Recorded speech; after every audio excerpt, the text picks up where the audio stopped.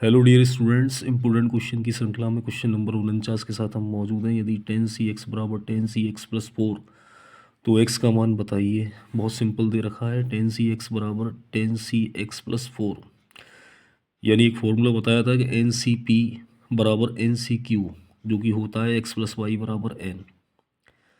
ठीक है, या कह सकते हैं NCx बराबर NCy, तो x प्लस वाई बराबर n होता है। कोई भी फॉर्मूला लगा सकते हैं। तो यहाँ इन दोनों को जोड़ देंगे और जोड़ने के बाद में ये 10 के बराबर आ जाएगा। 2x प्लस 4 बराबर 10, 2x बराबर 10 माइनस 4, 2x बराबर 6, x बराबर 3। यही हमारा आंसर आ जाएगा। इसके बाद क्वेश्चन नंबर 50 पे आते हैं। यदि NC9 बराबर NC8 तो NC17 का मान बताइए। तो यहाँ भी NC9 बराबर NC8 दे रखा है और NC17 पूछ रहा है। तो ये भी वही फॉर्मूला लग रहा है NCx बराबर NCy, जो कि होता है x प्लस वाई बराबर n, यानी 9 प्लस 8 बराबर n बराबर 17। अब यहाँ 17 लगा देंगे तो NC17 का मतलब 17C17 और इसकी वैल्यू 1 हो जाएगी, क्योंकि हम फॉर्मूला जानते हैं NCn का मान 1 होता है। ठीक है, अच्छा सवाल है, 1 नंबर वाली सवाल है ये, 1 नंबर में आने की उम्मीद रहती है। इसके बाद इस पे आते हैं 5C1 plus 5C2 plus 5C3 plus 5C4 plus 5C5 का मान बताइए। अब ये सारे मान लिखे हुए हैं, यानी इनको निकालना है। सिंपल है। 5C1 यानी 5 को एक बार खोलना है, 5C2 5 को 2 बार खोल दो, 5 इंटू 4, और 2 को पूरा खुल जाएगा 2 इंटू 1। 5C3 3 बार खोल दो, 5 इंटू 4 इंटू 3, 3 को खोल दो, 3 इंटू 2 इंटू 1। 5C4 5 को 4 बार खोल दो और 4 को पूरा खोल दो, और 5C5 का मान 1 हो जाएगा, क्योंकि NCn का मान 1 होता है। यहाँ 2 से 2 दूनी 4 हो गया, 3 से 3 कट गया, 2 से 2 दूनी 4, यहाँ 4 से 4 कट गया, 3 से 3 कट गया, 2 से 2 कट गया। बाकी जो भी बचा उसे लिख लिया है, सभी को ऐड कर दिया है, तो आंसर 31 आ जाएगा। ठीक है, इस तरीके से हम जो है मान को निकाल सकते हैं। अब आते हैं क्वेश्चन नंबर 48 पे। यदि 2n प्लस 1 Pn माइनस 1 अनुपात 2n माइनस 1 Pn बराबर 3 अनुपात 5, तो n का मान बताइए। अब हमें गिवन दे रखा है 2n प्लस 1 Pn माइनस 1 अनुपात 2n माइनस 1 Pn बराबर 3 अनुपात 5। अब अनुपात का मतलब होता है अपॉन, तो यहाँ पर 2n plus 1 Pn minus 1 upon 2n minus 1 Pn बराबर यहाँ हो जाएगा 3/5।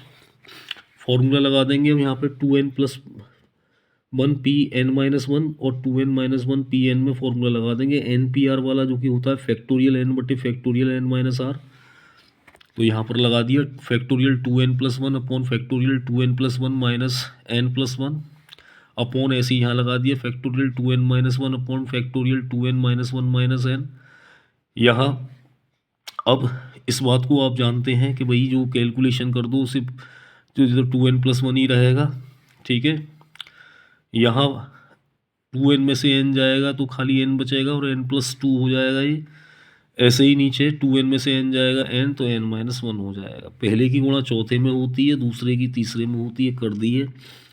अब इसमें से काटा पीटी करनी है, तो हमने क्या किया है कि 2n प्लस 1 को खोल दिया है, 2n plus 1 into 2n into factorial 2n minus 1, n minus 1 को ऐसे ही रहने दिया है।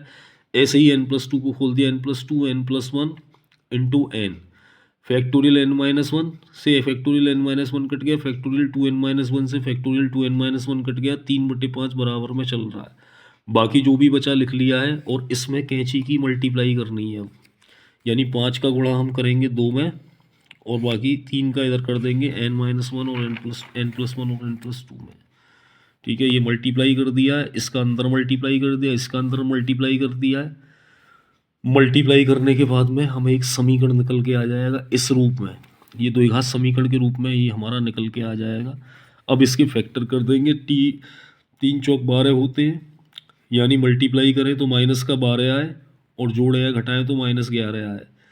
तो इसके फैक्टर हो गए 12 एकम 12, यानी माइनस का 12 प्लस का 1 तो माइनस का 11 हो जाएगा। मल्टीप्लाई करेंगे तो माइनस का 12 हो जाएगा। यहाँ से 3n कॉमन ले लिया, n minus 4 plus 1 n minus 4 n minus 4 3n plus 1 बराबर 0, तो n बराबर 4 आ जाएगा। या -1/3 आ जाएगा भाई। इसको 0 के बराबर रखेंगे तो n बराबर 4 आ जाएगा, इसको 0 के बराबर रखेंगे n बराबर -1/3 आ जाएगा। अब चूंकि n का मान नेगेटिव नहीं हो सकता है इसलिए पॉजिटिव ही होगा, तो n बराबर 4 हमारा आंसर कहलाएगा। उम्मीद करता हूँ कि आपको ये सारे सवाल समझ में आ गए होंगे। यदि आ गए हैं तो इनको तैयार कर लें। Thank you very much. मिलते हैं अगली वीडियो में।